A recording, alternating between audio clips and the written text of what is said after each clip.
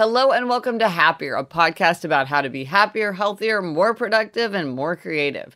This week in our ongoing series about the five senses, we'll talk about why you should aim to taste it by 25. And we'll talk to our old friend Michael Melcher about his new book about how to network and how to make networking feel less intimidating. I'm Gretchen Rubin, a writer who studies happiness, good habits, and human nature. I'm in New York City, and joining me today from Los Angeles is my sister Elizabeth Kraft. And Elizabeth, there's a lot that you and I did not taste before age 25. That's me, Elizabeth Kraft, a TV writer and producer living in LA. And yeah, Gretch, I didn't have sushi, I don't think, till I was 28. Yeah. But now you like it, and I still don't really like it. Now I like it. I still don't really like there sushi. you go. But we will discuss. But first, a few updates before we launch into the Try This at Home. Yeah, Kelly said, I'm an upholder, but I've done a terrible job of following through on the Get Outside 23 and 23 challenge, which I was planning to do with my two young kids. We live in northern Utah, and it takes considerable motivation to bundle up and get out on the coldest days. We've also had several bouts of illness and an unexpected move. I was feeling defeated, but I decided to give myself a pass and reframe the past couple months as a time of much-needed hibernation. I also decided to tweak the challenge and give myself a reset date. Get outside 23 minutes a day in 2023, starting on 3/23. I know we'll have to contend with the cold again at the end of the year, but I find it easier to bundle up when the cold weather still feels novel and festive, so I'm not too worried about November and December. Well, I thought this was a great idea we often talk about how people play with the number of the year 23. Yes. And I thought this was a great idea because the best time to plant a tree is 20 years ago. The second best time is now. The best time to go outside 23 is January 1st, 2023. The second best time is now. And if you need kind of a new start date for that clean slate feeling, a lot of times people do find it more auspicious and energizing to start on something that feels appropriate. I think the 23rd of a month is a great idea, very creative. Yes. So, Kelly, let us know how it goes. Yeah. And speaking of go outside 23 and 23, this week, if you are following along on the hashtag outside 23 and 23, tag us in a post that includes a picture of a tree for a chance to be reposted. We're highlighting trees. And Gretch, I want to remind everyone to pre-order your book, Life in Five Senses. It's coming out in April, but pre-ordering is super important for a book, and it makes a great gift, especially for Mother's Day. Yes, as we say, pre-order early and often. It really is a great way to support a book. So if you just go to GretchenRubin.com, and you can find out all you want to know and more about that book. But so many people have pre-ordered already, and giant gold star. And thanks to them, it really does matter so much. And it's such a good book, and it's such a gorgeous cover, too. Oh, well, thanks. And now for this week's Try This at Home suggestion is to taste it by 25. And we say taste as in tasting flavors, but it's also true for music, your musical taste as well. So explain that, Gretchen. Okay. So what I saw that kind of surprised me as I was doing the research for my book, Life in Five Senses, is it does seem that often if people have not tried something by the age of 25, if they haven't eaten a food, experienced a flavor, or listened to a genre of music, by the age of 25, typically they do not enjoy it as much. They tend not to have a taste for it. So if you're under 25, it's a reason to really try to broaden. Push yourself. Yeah, push yourself. And if you're over 25, it might help explain why you're not as enthusiastic about something as other people. And it might just make you think, okay, well, maybe I need to push myself a little bit more because this is new to me. I need to get over that hurdle. Yeah, you need to put yourself in a youthful mindset. Like if you're tasting something you've never had before, like a snail. Right. And I think this is also a reason to try to introduce more foods and more music to your children, because just the more they experience. I mean, Elizabeth, we were talking about sushi. I still don't eat sushi. You like sushi, even though you did try it. But then Jack has liked sushi his whole life, right? Yes. But I will say I'm limited in what I like. In other words, if I had been eating it from a young age, I might eat 20 different kinds of things, whereas I have about 5 things that I eat. Right. Jack has a much better range of what he likes than I do, because I think maybe he's just more naturally curious. Well, for both of us, taste is our most neglected sense. If you take the neglected sense quiz at GretchenRubin.com/quiz, you can find out what your neglected sense is. So maybe for us, it's both of those things. We didn't eat sushi growing up in Kansas City, and we don't tend to push ourselves for taste. But when we know that about ourselves, we can say like, okay, I want that atmosphere of growth. So many people enjoyed this music. So many people enjoyed this food. Let me work a little bit to develop a taste for it. You know, one thing I could see would be fun to do with one of your kids is to say, okay, here's something like, let's take oysters. Hey, I've never eaten oysters, or I feel like I don't like oysters, but let's both try them. Yes. And see, you try it, I'll try it. Let's see if you like it. And rather than, I think it's hard with kids to be like, try this, try that. Yeah. We all struggle with that with our children. But maybe if you're putting yourself in it, even though you're over 25, you might have better luck. Right. That you're saying, this is new to me, or I'm not that fond of mushrooms, but I want to see if I can develop a taste for it.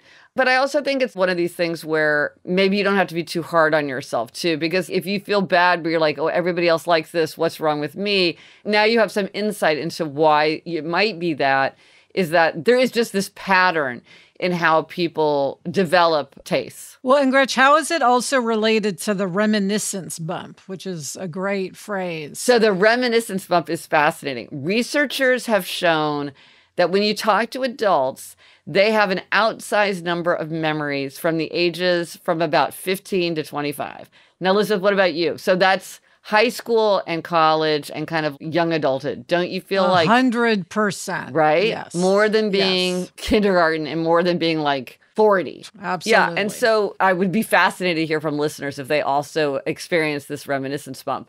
And I haven't seen anything explicitly tying these things together, but it seems to me that like maybe that's part of it, that we're really open and having a lot of new experiences and having these sort of memorable experiences.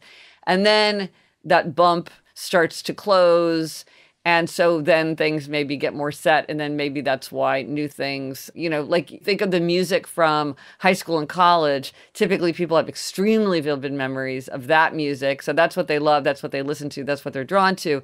And then the reminiscence bump is over. You're maybe not exposing yourself in the same way. And so you don't develop that taste for the music that comes on the scene after that period. Yeah, it's really interesting. It's definitely going to motivate me, especially with Jack, to try to get him to try a bunch of different stuff, because it would be fun for him to like all those things as he gets older. Yeah, absolutely. Just makes your life richer. So let us know if you do try this at home and what you think of the idea of tasting by 25 for music or flavors. Let us know on Instagram, TikTok, Twitter, Facebook. Drop us an email at podcast@GretchenRubin.com. Or as always, you go to the show notes. This is happiercast.com/424 for everything related to this episode. Coming up, we have a Four Tendencies hack. But first, this break.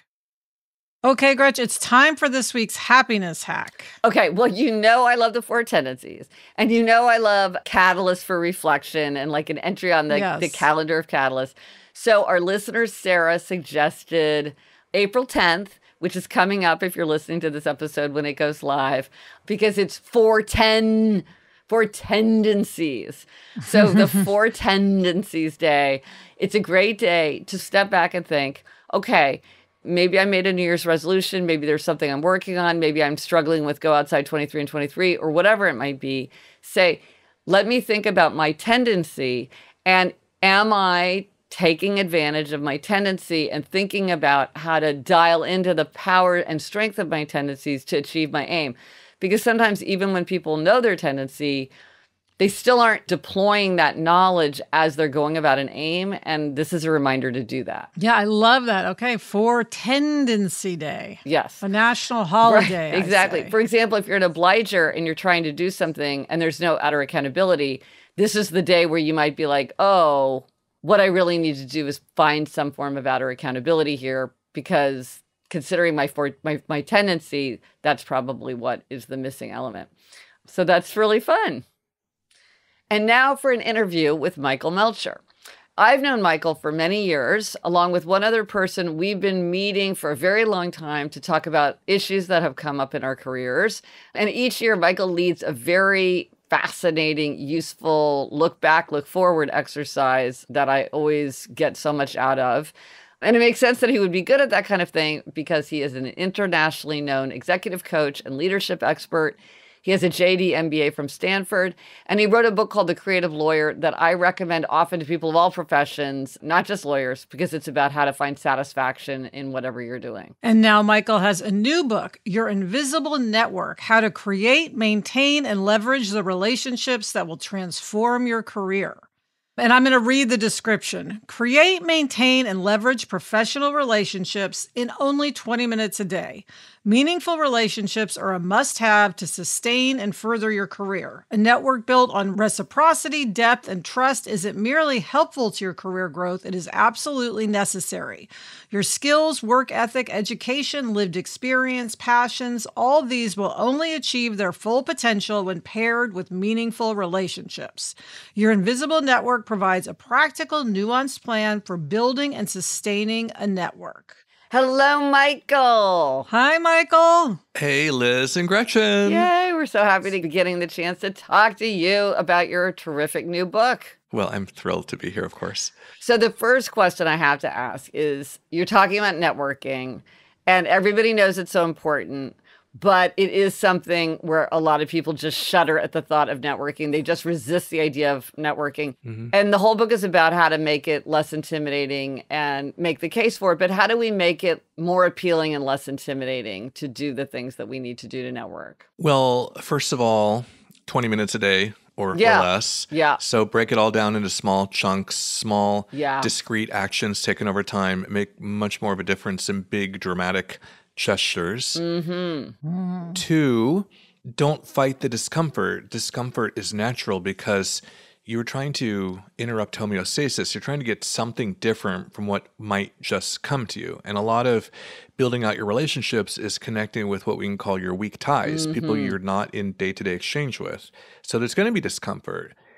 Instead of examining your discomfort all the time, give yourself a gold star, which I know you love, for doing something that was hard. It might have worked out. It might not have worked out in that particular moment, but honor the growth attempt. Those are a couple things. No, I think that's really good. Is instead of saying like, get over it and embrace it, it's like, yeah, it can feel uncomfortable to reach out to people you don't know well. And that's just part of the process. And sometimes it'll be great and sometimes not. And that's just natural. Well, it's consistent with what you've said in your books, which is how to change your life without changing your life. So how to have really robust, rich, effective relationships and networks without trying to be a different person. Yes. You can stretch a bit, but you're gonna be you. Yes. Well, and if we're looking at our invisible network, what do you think are the most important kinds of relationships to foster? Like having a mentor or, those weak ties you mentioned, old schoolmates, like where should we be looking? Well, all of those are important. And it's more a question of what I call your relationship portfolio. So just as you're not supposed to invest in one stock, you want to have a balanced set of relationships. Right. You said there's 7 kinds, right? 7 categories. Yeah. 7 categories. So those are weak ties, bosses and senior stakeholders, colleagues, clients, friends, mentor sponsors, and beneficiaries. And anybody can look at this list and they'll immediately see, oh, I'm pretty good at categories, A and B, but maybe not in terms of E and F. So you can do a little gap analysis for yourself, figure out where do I want to emphasize a bit more. There's usually some overlooked category or two. And then the idea of the relationship portfolio is you pick a goal. I have a little bingo card that you can actually download if you want with 16 squares. And in a month, you allocate those 16 squares, say, to these different categories. It could be one per each. The only one I think you really need to push is the weak ties and have at least 4 or 5 of those each month. But that's really how you go about. Yeah. So for people who don't know about the research related to weak ties, explain what a weak tie is and why it is important not to overlook the power of weak ties. This is probably the single most insightful thing from the research. So a weak tie is somebody that you either don't know that well, or you once knew, but they've fallen out of contact, as have you. So former bosses, colleagues, roommates, friends of your parents, someone you met on a plane, that kind of stuff. Old neighbors. And what the research, neighbors, yeah. Neighbors who are always giving you that good career advice. The research shows that in many aspects of career, whether it's looking for a job or doing business development or even advancing, your weak ties can be more important than your strong ties. And that is because there are more of them. They have different information from you, yet we're still able to have a conversation. And they tend not to be as vested in a certain view of you. So you have a bit more freedom to explore. And the other thing is that you cannot predict who is going to be most valuable to you. People you think should have amazing value, either because of their prominence or they really care about you, may be kind of duds, and people you never think anything will come from can be really useful. And then twinned with that is the idea that in any conversation, you can't really predict what's going to happen. So you want to have both intention and also be open to serendipity and not try to qualify everything ahead of time, not pre-decide who is going to be valuable and which conversation is going to be worth it. And you can just do that by sending an email and saying hi and sort of like, what would you suggest doing? Yeah. Well, there are two types of outreaches, and email tends to be most common, but you can text, you can call, you can see people in person, but let's say email. One is where, hey, Liz, how you doing? I was reading what you said about being a showrunner, and I'd love to have a chance to talk to you more about that. So that's sort of reaching out with a request to connect. But there's another category called the ping, which is when you reach out, but there's no need for them to respond. And you're kind of signaling this like, hey, Gretchen, I saw your post about Children's Literature Club, and I just started reading The Hobbit with my kids, and it's just great. Hope you're doing well. So you could respond, but you kind of know you don't have to. And these are so valuable because everybody has an inbox filled with flagged emails that they've never gotten back to, and they don't want to have... We've all done it. Yeah, and nobody wants another chore that they're failing at. So the idea that, oh, somebody thought of me and I don't have to respond, that's really valuable. And the other thing is, when you're trying to get to know more people and bring more people into your circle, do you really want to have 35 coffee sessions on your calendar? No. Yeah. Well, you know what I do as a ping, and I'm kind of surprised people don't do it more because it is so easy and sort of like fits this category. It's like if somebody loves like, oh, I know you're a huge fan of Succession, now it's back on, or I saw your byline, or I saw your hometown, or anything like that that's sort of like in the news, or like I saw your book come out, or, you know, I'm sure different people's social networks have different opportunities for this, but responding to, oh, I saw this and thought of you.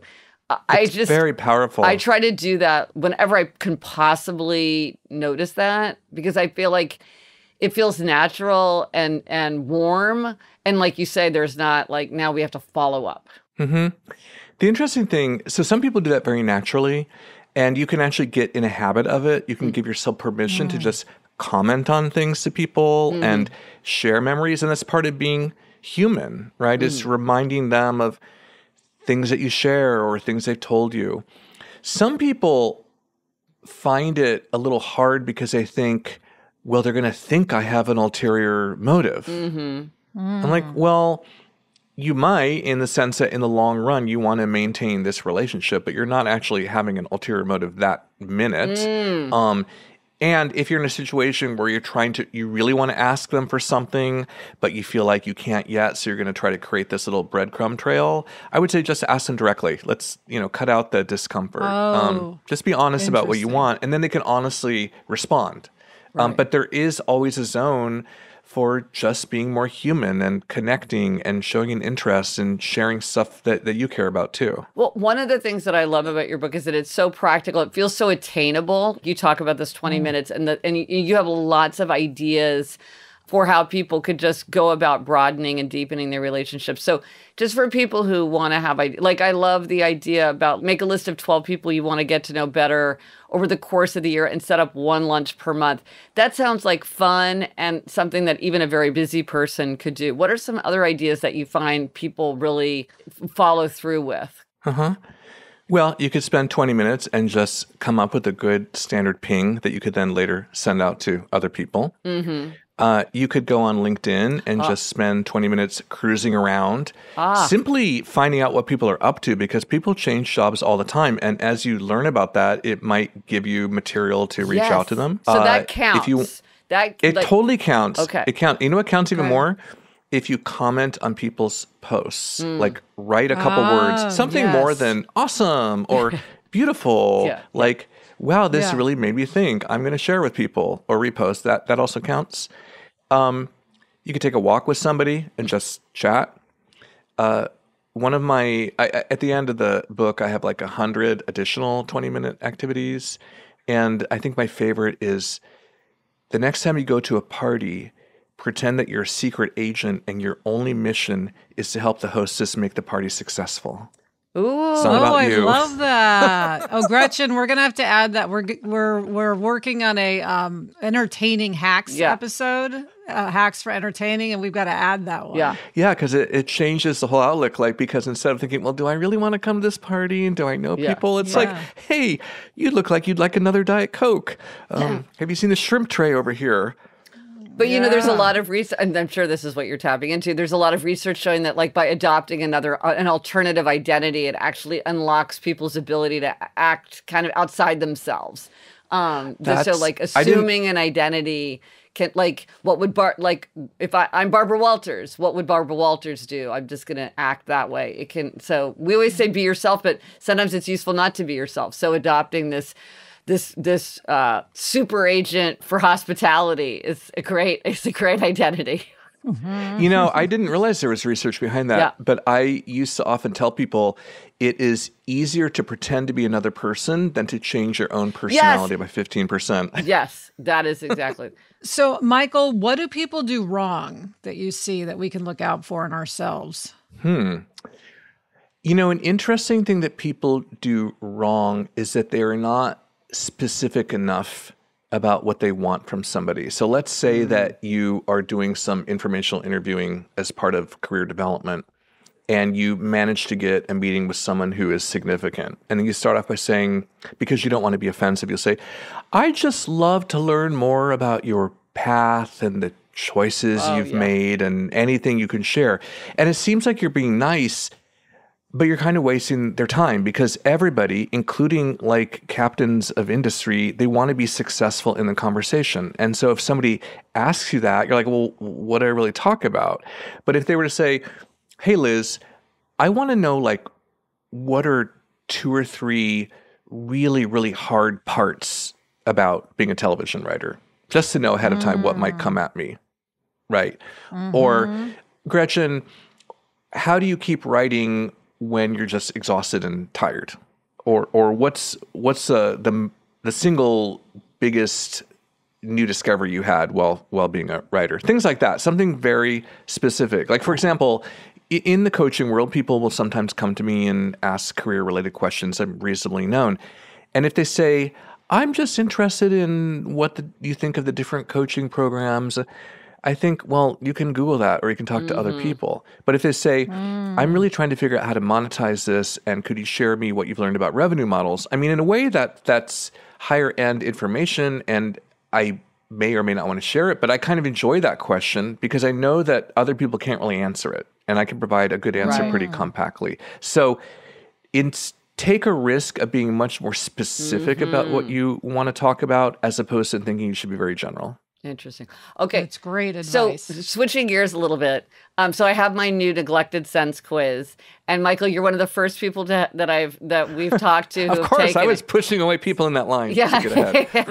Yeah. So you took the quiz, and I'm so curious. What is your neglected sense? My neglected sense is hearing. Interesting. Which surprised me. Interesting.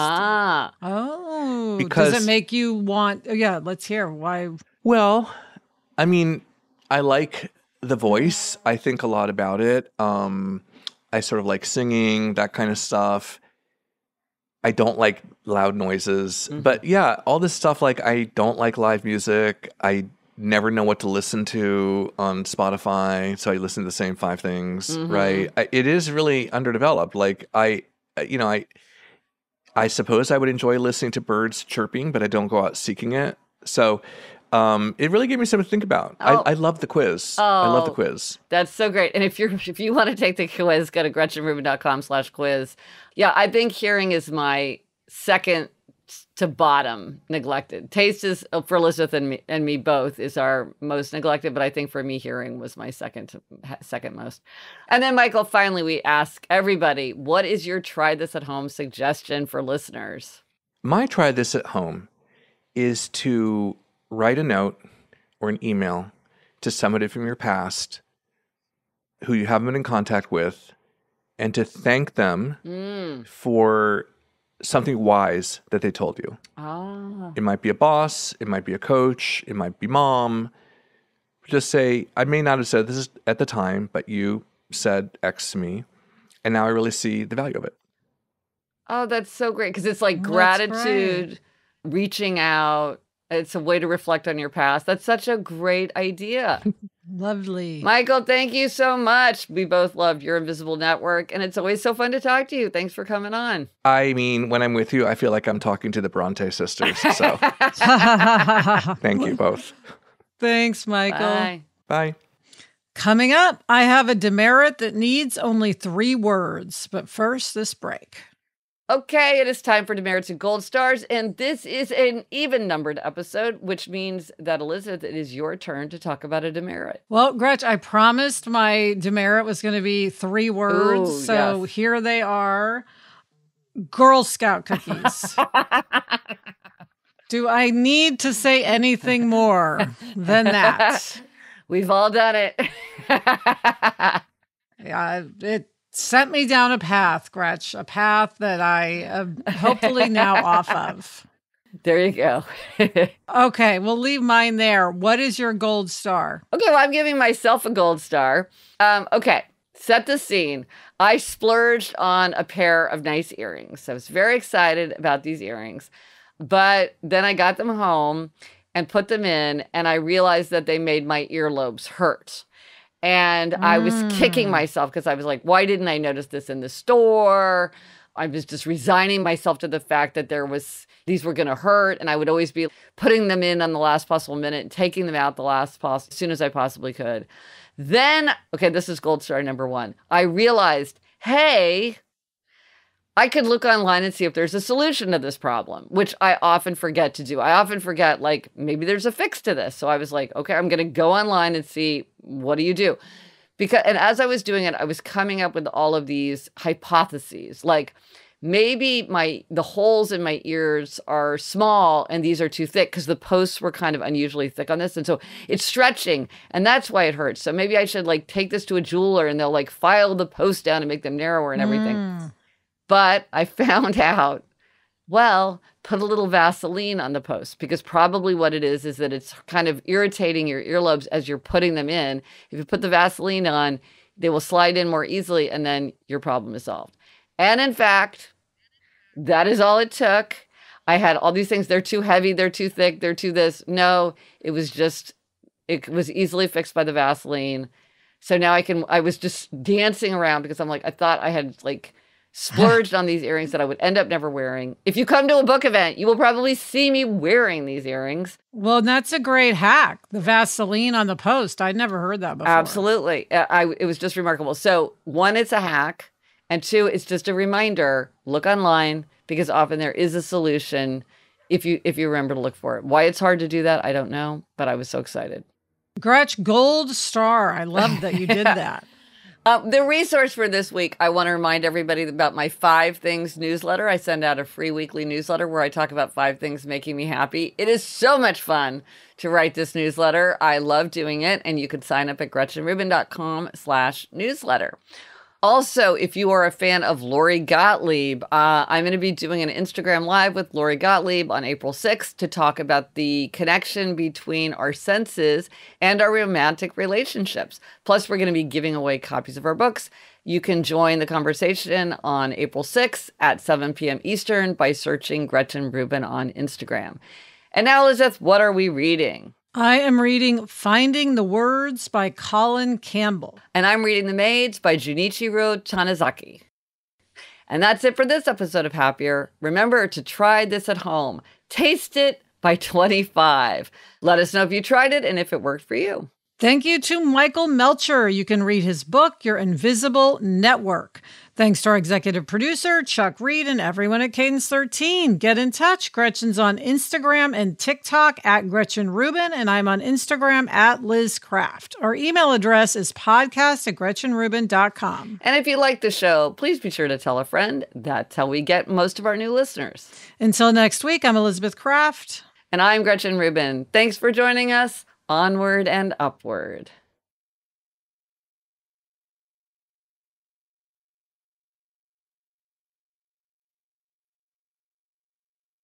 Elizabeth, I'm so excited to see you wearing your Onward and Upward sweatshirt. How fun. Yes, one of my favorite hoodies, Gretch. And you do love a hoodie. I do.